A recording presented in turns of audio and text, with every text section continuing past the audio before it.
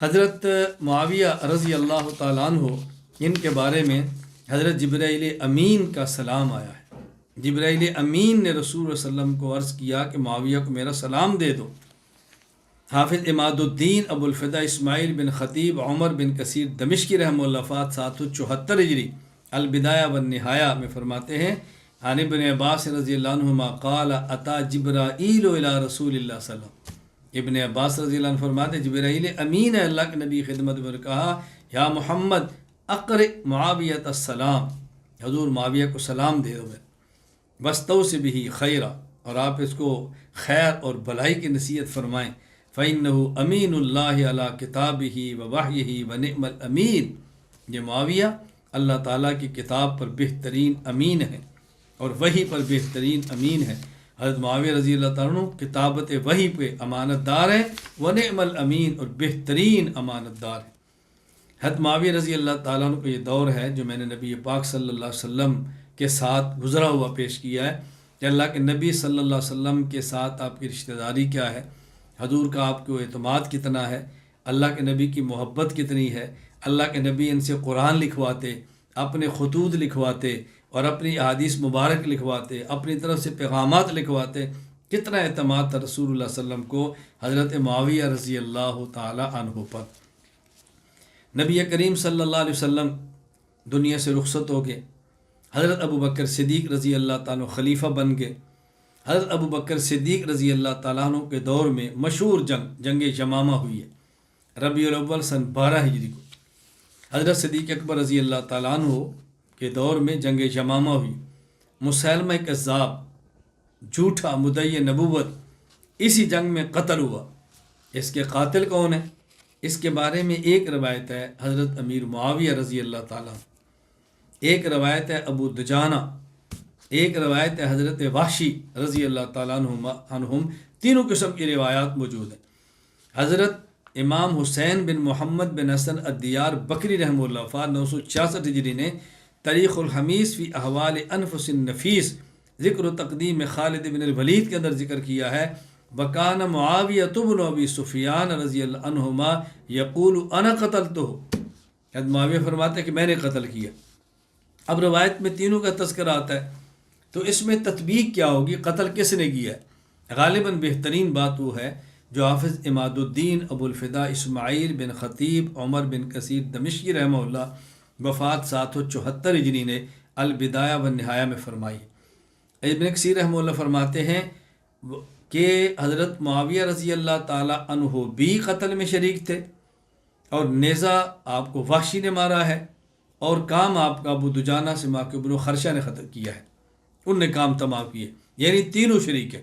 ممکن ہے حضرت وحشی رضی اللہ عنہ کے نیزے سے وہ زخمی ہو کر گرے ہوں، پھر حضرت معاویہ نے بھی وار کیا ہو اور حضرت ابو دجانہ نے بھی کیا ہو، لیکن اس کی جان ابو دجانہ کے بار سے نکلی ہو، لیکن قتل میں شریک تو یہ بھی تھے نا۔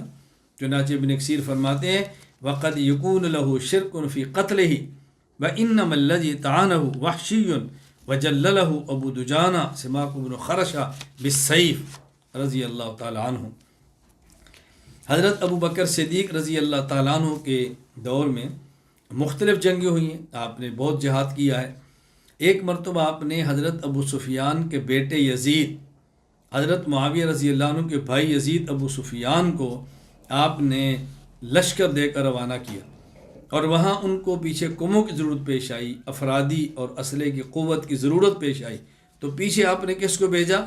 حضرت ابو بکر صدیق رضی اللہ تعالی عنہ نے ایک لشکر بھیجا اور اس کا امیر حضرت معاویہ رضی اللہ عنہ کو بنایا، یعنی آپ نے ایک لشکر کا امیر بھی بنایا اپنے دور میں۔ چنانچہ امام ابو جعفر محمد بن جریر بن یزید بن کثیر بن غالب الطبری رحمہ اللہ وفات 310 ہجری تاریخ الطبری تاریخ الرسل والملوک کے اندر فرماتے ہیں واجتمع الی ابی بکر رضی اللہ عنہ اناس فامر علیہ معاویہ رضی اللہ عنہ وامرہ باللحاق بیزید فخرج معاویہ رضی اللہ عنہ حتی لحق بیزید رضی اللہ تعالی عنہ۔ حضرت ابو بکر صدیق رضی اللہ تعالیٰ عنہ کے دور کے بعد حضرت عمر بن خطاب رضی اللہ عنہ کا دور آیا، حضرت عمر بن خطاب رضی اللہ تعالی عنہ نے بھی حضرت امیر معاویہ رضی اللہ عنہ سے خدمات لی ہیں اور آپ نے ان کے دور میں نمایاں کارنامے سر انجام دیے۔ حضرت عمر رضی اللہ تعالیٰ عنہ کے زمانے خلافت میں یرموک کے علاقے میں ایک جنگ ہوئی جس کو جنگ یرموک کہتے ہیں۔ اس میں 24,000 مجاہدین صحابہ اور تابعین نے اس کے اندر شرکت کی ہے، اور اس جنگ میں آپ اندازہ فرمائیں حضرت معاویہ رضی اللہ عنہ خود، آپ کے بھائی یزید بن ابو سفیان اور آپ کی بہن جویریہ بنت ابو سفیان اور آپ کے والد حضرت ابو سفیان اور آپ کی والدہ ہند زوجہ ابو سفیان، یعنی آپ کے خاندان کے 5 آدمی اس جنگ یرموک کے اندر شریک تھے۔ حضرت معاویہ، آپ کی بہن جویریہ، آپ کے بھائی یزید، آپ کی والدہ ہند اور آپ کے والد ابو سفیان رضی اللہ تعالیٰ عنہ۔ حافظ عماد الدین ابو الفدا اسماعیل بن خطیب عمر بن کثیر دمشقی رحمہ اللہ وفات 774 ہجری البدایہ والنہایہ فرماتے ہیں وآثار محمودۃ فی یوم یرموک وما قبل وما بعد۔ جنگ یرموک سے پہلے، جنگ یرموک کے بعد حضرت معاویہ رضی اللہ تعالیٰ عنہ نے نہایت جرأت مندانہ کارنامے سر انجام دیے۔ حضرت عمر رضی اللہ تعالیٰ عنہ حضرت معاویہ رضی اللہ تعالیٰ عنہ سے مشاورت بھی فرمایا کرتے، چنانچہ ایک واقعہ نقل کیا گیا ہے کہ حضرت حسین رضی اللہ تعالیٰ عنہ حضرت عمر رضی اللہ عنہ کو ملنے کے لیے آئے۔ آگے حضرت عمر رضی اللہ تعالیٰ عنہ حضرت معاویہ رضی اللہ تعالیٰ عنہ سر خلوت میں بیٹھے مشورہ کر رہے تھے۔ حضرت حسین آئے تو ابن عمر رضی اللہ دروازے پر تھے، ان کو اندر جانے کی اجازت نہ ملی، ابن عمر واپس چلے گئے، حضرت حسین بھی چلے گئے۔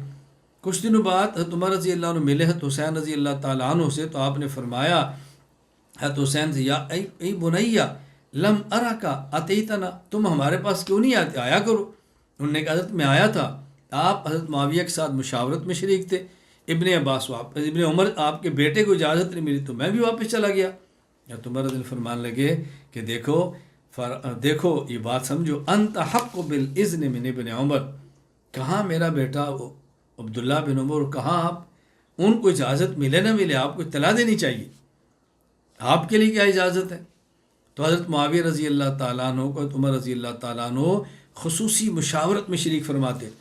چنانچہ امام عمر بن شبہ بن عبیدہ النمیری رحمہ اللہ وفات 262 ہجری تاریخ المدینہ ابن شبہ حفص عمر رضی اللہ عنہ الخطیہ کے اندر فرماتے ہیں قال فاتیت یوما وخالم بمعاویہ رضی اللہ عنہ وابن عمر رضی اللہ عنہما بالباب لم يدخل فرجع ابن عمر فلما رأيت يرجع رجعت فلقيني عمر رضی اللہ عنہ بعد ذلك فقال اي بني لم أرك أتيتنا قلت قد جئت وأنت خالم بمعاوية فرأيت ابن عمر يرجع فرجعت قال أنت حق بالإذن من ابن عمر۔